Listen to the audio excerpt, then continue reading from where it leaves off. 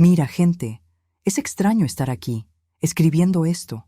Nunca imaginé que un día compartiría un dolor tan profundo en un lugar público, pero siento que lo necesito. Necesito sacarme este peso del pecho y, quién sabe, inspirar a alguien que esté pasando por algo similar. La vida, a veces, nos lanza unas bolas curvas que ni imaginamos.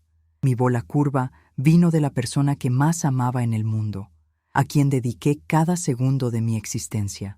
Es difícil hasta verbalizarlo, ¿saben? Uno cría a los hijos, con tanto amor, tanta dedicación, renunciando a tantas cosas por ellos, y lo último que espera es ser apuñalado por la espalda, más aún de una manera tan cruel. Siempre fui una persona sencilla, trabajadora.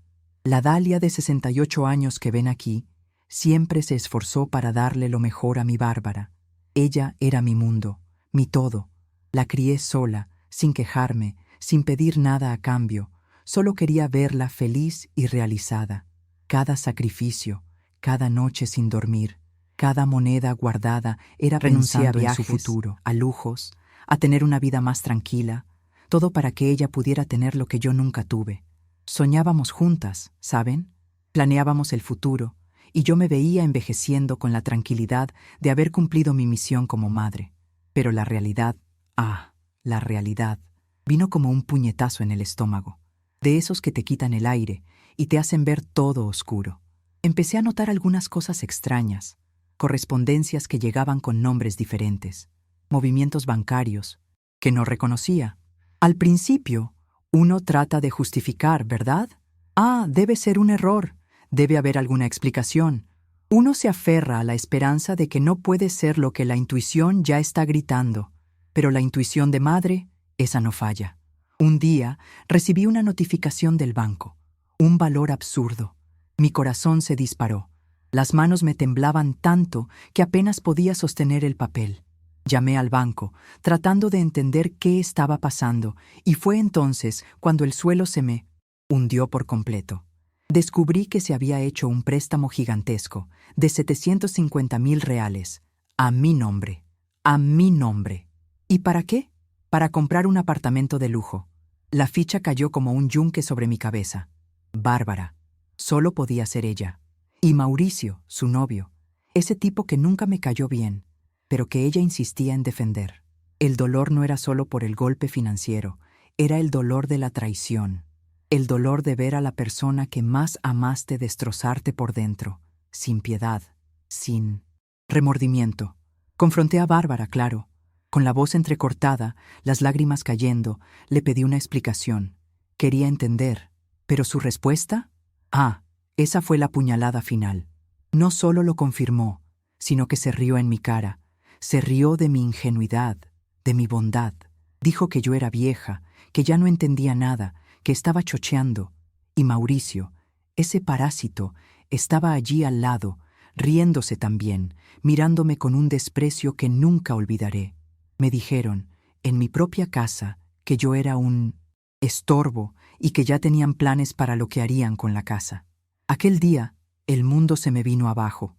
Me sentí como basura, una idiota. Había dedicado mi vida entera y al final solo era un número para ellos, un medio para conseguir lo que querían. El dolor era tan grande que apenas podía respirar. Pensé que me volvería loca. El plan de ellos, que descubrí sin querer, era internarme en un asilo. Así es, echarme a un lado y vender la casa para seguir robando lo que quedaba de mis bienes. Mente de uno no procesa una crueldad así viniendo de la propia hija. La sensación de abandono y traición era insoportable. Pasé días encerrada en casa, sin querer ver a nadie, sin comer bien. La cabeza me zumbaba con la repetición de sus palabras crueles. El espejo me mostraba una mujer rota, con los ojos hinchados de tanto llorar, la piel pálida. Parecía que la vida me había chupado por completo. Las ganas eran de desaparecer, como si nunca hubiera existido. Pero entonces, en uno de esos momentos de desesperación total, cuando uno cree que no hay más a dónde ir, se encendió una chispa, una rabia fría, ¿saben? Esa que no grita, que no patalea, pero que quema por dentro. No era rabia solo por mí, Era por todas las veces que vi a personas mayores siendo explotadas, engañadas. Esa sensación de que el mundo es injusto, de que a los buenos les va mal. Y fue en ese momento, en el fondo del pozo, que la Dalia que ellos creían acabada comenzó a levantarse. Decidí que no iba a ser una estadística más, una historia triste más de anciana engañada. Mi dignidad no tenía precio, y iba a luchar por ella hasta el último aliento. Ellos iban a aprender que subestimar a una madre que se dedicó toda la vida tiene un precio muy alto. Lo primero que hice fue respirar hondo, dejar de llorar y pensar. Sabía que tenía un dinero guardado, un colchón que ellos ni imaginaban. Ese dinero era mi seguridad, lo que guardé para mi vejez, fuera del alcance de cualquiera, incluso de Bárbara. Ellos no tenían idea de lo que realmente tenía. Y fue ese dinero lo que me dio la fuerza, la primera herramienta para comenzar la reconstrucción. Tenía que ser inteligente, estratégica. No era solo una cuestión de dinero, era de honor. Empecé a investigar. En internet, en libros, conversando con algunas amigas más informadas.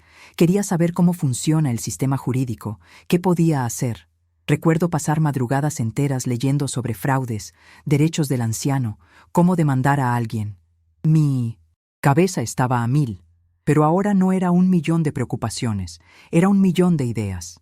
Tenía que desenmascararlos, no solo en la justicia, sino ante el mundo entero.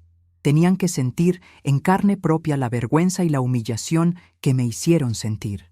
El primer paso fue buscar un abogado, no cualquiera, sino alguien que entendiera de fraude financiera y de derechos del anciano. Le expliqué toda la situación, con la voz entrecortada en algunos momentos, pero determinada. El doctor me miró con una seriedad que me dio confianza. Él creyó en mí. Eso marcó la diferencia, ¿saben? Tener a alguien de tu lado, que entiende la dimensión de lo que pasaste. Me dijo que no sería fácil, que sería una batalla larga, pero que yo tenía posibilidades. Salí de esa oficina con una sensación diferente. Ya no era la tristeza profunda, sino una chispa de esperanza. Y junto con el abogado, decidí que la lucha no sería solo en la justicia. Quería que su historia fuera conocida, que Bárbara y Mauricio no pudieran esconderse más. Empecé a pensar en cómo usar Internet, esa herramienta tan poderosa para exponer la verdad. Al fin y al cabo, se habían burlado de mi ingenuidad en relación con la tecnología, así que iba a usar la propia tecnología para vengarme. Sabía que necesitaba ayuda para eso. Contraté a un especialista en marketing digital, alguien que entendiera de redes sociales, de cómo difundir un mensaje. Le expliqué lo que quería, no solo justicia, sino que la verdad saliera a la luz de una manera que conmoviera a la gente. Quería que la historia de Bárbara y Mauricio sirviera de alerta, de ejemplo. Creían que saldrían impunes, que la viejecita aquí lo aceptaría todo de cabeza baja. ¡Qué equivocación! No podemos subestimar el dolor de una madre. El plan era meticuloso. Primero, el proceso legal, claro, pero paralelamente a eso, la exposición pública. Íbamos a crear una campaña, un movimiento incluso. Iba a contar cada detalle, cada mensaje, cada prueba, y quería que todo se hiciera de una manera que no pareciera vengativo, sino que fuera un desahogo, un grito por justicia. Quería que las personas que hubieran pasado por algo similar sintieran que no estaban solas, que era posible luchar. Fue una fase de mucho trabajo. Yo, que siempre fui de cuidar la casa, y a Bárbara, ahora estaba inmersa en documentos, reuniones con abogados, con el personal de marketing. Aprendí términos que nunca imaginé que formarían parte de mi día a día. Sentía un cansancio físico, claro, pero la mente estaba más viva que nunca. Era como si una fuerza adormecida dentro de mí se hubiera despertado, ¿saben? Esa Dalia que ellos creían que iban a callar estaba allí, de pie, más fuerte que nunca. Cada paso que daba, cada documento que firmaba, era un alfiler clavado en su plan. El dolor todavía estaba allí, un nudo en el pecho que no desaparecía, pero ahora tenía un propósito. Ya no era el dolor de la impotencia, sino el dolor que se convirtió en combustible. Miraba las fotos antiguas de Bárbara cuando era niña y me preguntaba dónde había fallado, pero luego recordaba la risa sarcástica de ella y de Mauricio y la certeza de lo que estaba haciendo se fortalecía. Era por mí, y era por justicia. El lanzamiento de la campaña digital fue un momento tenso. Recuerdo ver la primera publicación, con mi foto y un resumen de la historia, y mi corazón se disparó. La gente comenzó a comentar, a compartir, y lo más increíble, no tardó mucho para que otras personas comenzaran a compartir historias similares. De repente, yo no era solo Dalia, la víctima de Bárbara. Era un símbolo de resistencia para otros ancianos que habían sufrido a manos de personas que deberían amar y proteger. La repercusión fue mucho mayor de lo que esperaba. Internet, que antes me parecía una bestia de 7 cabezas, se convirtió en una herramienta poderosa. Cada me gusta, cada comentario de apoyo, era un abrazo. Leía los mensajes y sentía una fuerza que ni sabía que existía en mí.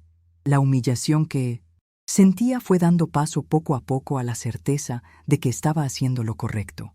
La verdad estaba saliendo a la luz, y eso no tenía precio. Bárbara y Mauricio, al principio, intentaron ignorarlo. Creían que me cansaría, que la historia moriría. Pero no murió. Las noticias se extendieron, y la gente empezó a cuestionar. Ese apartamento de lujo, sus viajes repentinos, todo empezó a tener sentido para los de fuera.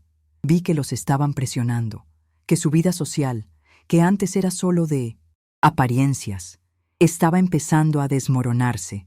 Su máscara se estaba cayendo, y yo estaba allí, en primera fila, viendo cómo cada pedacito se desmoronaba. Recuerdo un día, estábamos preparando material nuevo para las redes, y el abogado me llamó. Había notado un cambio de comportamiento en los abogados de Bárbara. Estaban más evasivos, con menos argumentos. La presión pública, sumada a la presión legal, estaba estrechando el cerco. Era una sensación de victoria, pequeña, pero significativa. Era la prueba de que estaba en el camino correcto, de que la verdad, por más que intentaran ocultarla, siempre encuentra una manera de salir a la luz. Mi casa, que antes parecía un lugar de luto, comenzó a llenarse de una nueva energía. Recibía flores, cartas de apoyo. Gente que ni conocía venía a abrazarme en la calle. Todo aquello me daba un impulso. Ya no estaba sola en esta batalla, y cada día me sentía más fuerte, más determinada. Esa Dalia que se sentía pequeña e insignificante dio paso a una mujer que sabía su valor, que sabía cuánto había luchado y cuánto aún podía luchar. Cada paso que daba, cada documento que firmaba, era un alfiler clavado en el plan de ellos. El dolor aún estaba ahí, un nudo en el pecho que no desaparecía, pero ahora tenía un propósito. Ya no era el dolor de la impotencia, sino el dolor que se había convertido en combustible. Miraba las fotos antiguas de Bárbara, cuando era niña, y me preguntaba dónde había fallado. Pero luego recordaba la risa sarcástica de ella y de Mauricio, y la certeza de lo que estaba haciendo se fortalecía. Era por mí, y era por justicia. El lanzamiento de la campaña digital fue un momento tenso. Recuerdo ver la primera publicación con mi foto y un resumen de la historia, y mi corazón se disparó. La gente comenzó a comentar, a compartir. Y lo más increíble, no tardó en que otras personas comenzaran a compartir historias similares. De repente, yo no era solo la Dalia, la víctima de Bárbara. Yo era un símbolo de resistencia para otros adultos mayores que habían sufrido en manos de personas que debían amar y proteger. La repercusión fue mucho mayor de lo que esperaba. Internet, que antes me parecía un monstruo de 7 cabezas, se convirtió en una herramienta poderosa. Cada me gusta, cada comentario de apoyo era un abrazo. Leía los mensajes y sentía una fuerza que ni sabía que existía en mí. La humillación que sentía fue dando paso poco a poco a la certeza de que estaba haciendo lo correcto. La verdad estaba saliendo a la luz, y eso no tenía precio. Bárbara y Mauricio, al principio, intentaron ignorarlo. Creían que me cansaría, que la historia moriría, pero no murió. Las noticias se extendieron y la gente empezó a cuestionar. Ese apartamento de lujo, sus viajes repentinos, todo empezó a tener sentido para los de fuera. Vi que los estaban presionando, que su vida social, que antes era solo de apariencias, estaba empezando a desmoronarse.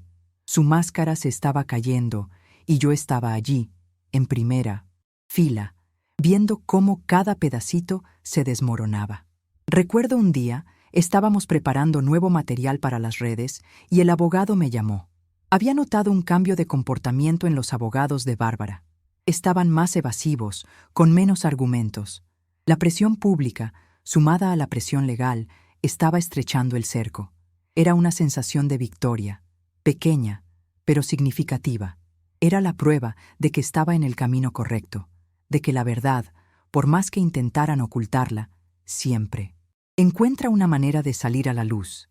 Mi casa, que antes parecía un lugar de luto, comenzó a llenarse de una nueva energía. Recibía flores, cartas de apoyo.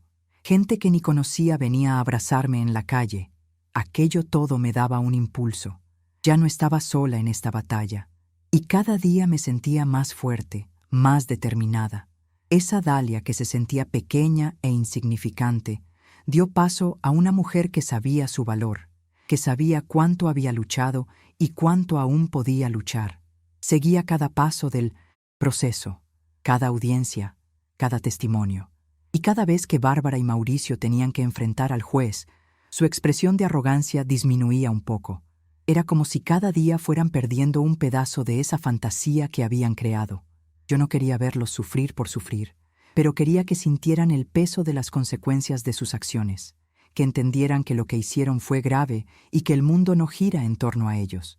El abogado me avisó que la posibilidad de un acuerdo extrajudicial era casi nula, porque Bárbara y Mauricio estaban irreductibles. Todavía vivían en la burbuja de que yo era la equivocada, pero a mí ya no me importaba tanto un acuerdo. Lo que quería era que la verdad prevaleciera, que ellos fueran responsabilizados por todo lo que hicieron. El dinero, claro, era importante, pero mi paz mental valía mucho más. Solo quería pasar página y seguir adelante con la dignidad intacta. Llegó el día de la audiencia final. Mi corazón latía fuerte, pero no era de miedo. Era una mezcla de ansiedad y de la certeza de que el desenlace estaba cerca. Me arreglé con cuidado, me miré en el espejo y vi a una mujer diferente. La Dalia que entró en ese tribunal ya no era la misma que se había desmoronado días antes. Era una leona, lista para defender lo que era mío, y para mostrarles que la justicia, aunque tarde, siempre llega para quien persiste. Cuando Bárbara y Mauricio entraron en la sala, su fisionomía era otra. La arrogancia había dado paso a una preocupación, a un cierto abatimiento. Me miraron de reojo, pero desviaron la mirada rápido, como si no quisieran encontrar mis ojos. Y yo, por primera vez, no sentí odio. Sentí una extraña mezcla de pena y de una fría satisfacción. Era como si, en ese momento, ellos finalmente estuvieran empezando a sentir el peso de lo que habían hecho. El abogado de ellos lo intentó todo. Argumentos débiles, intentos de descalificar mis pruebas. Pero la verdad, gente, tiene una fuerza que nada puede derribar. Cada prueba que presentamos, cada testimonio, era un ladrillo más en el muro de evidencias contra ellos. Las fotos, los extractos, los correos electrónicos, todo estaba allí, gritando la verdad. Y yo, sentada, solo observaba, con la certeza de que finalmente la justicia estaba actuando. El juez escuchaba todo con atención, tomando notas. Con cada prueba presentada, con cada testimonio que confirmaba lo que yo decía, el peso en el ambiente se hacía más denso. Bárbara y Mauricio estaban cada vez más acorralados, y la tensión era visible en sus rostros. El cinismo que exhibían el día del descubrimiento del engaño había desaparecido por completo, reemplazado por una desesperación sutil, casi imperceptible para quien no estuviera prestando mucha atención. Recuerdo un momento en que mi abogada me pidió que hablara.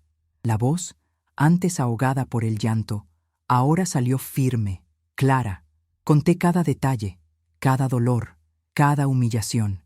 Miré a Bárbara y a Mauricio a los ojos y dije todo lo que tenía, guardado en mi pecho. No fue un discurso de rabia, sino de dolor y de indignación. Quería que sintieran, por un instante al menos, lo que me hicieron pasar. Y ellos sintieron. Vi en sus miradas un atisbo de arrepentimiento, o quizás solo de vergüenza. Mi abogada me dio un apretón en la mano, una señal de que había hecho lo necesario. Ese silencio en la sala después de mi testimonio fue pesado.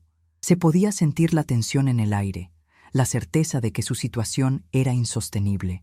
No estaba allí para humillarlos delante de todo el mundo, sino para mostrar que las acciones tienen consecuencias y que nadie está por encima de la ley o la moral, mucho menos cuando se trata de traicionar a la propia familia. El juez, después de un tiempo, comenzó a pronunciar la sentencia. Cada palabra suya era un peso menos en mi hombro.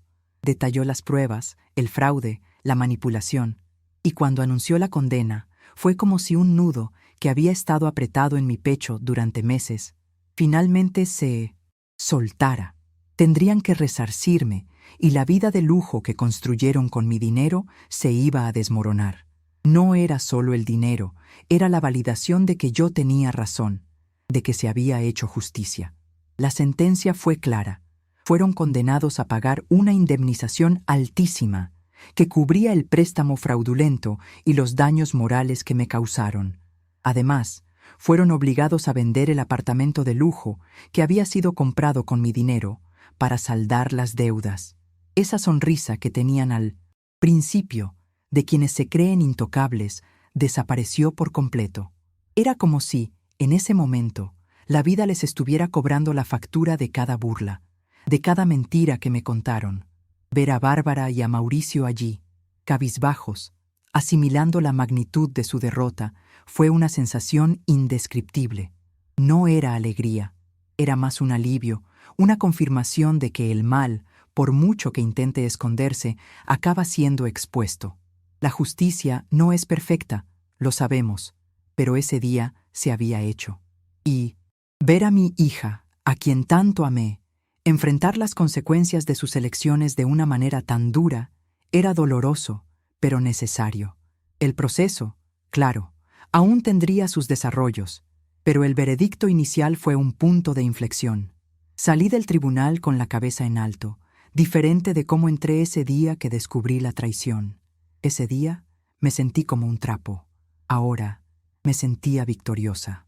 No por haber vencido a mi hija, sino por haberme negado a ser una víctima, por haber luchado por mi dignidad y por haber demostrado que la edad no es sinónimo de debilidad o ingenuidad. La noticia de su condena se extendió aún más rápido que la historia inicial del golpe. Las redes sociales bullían.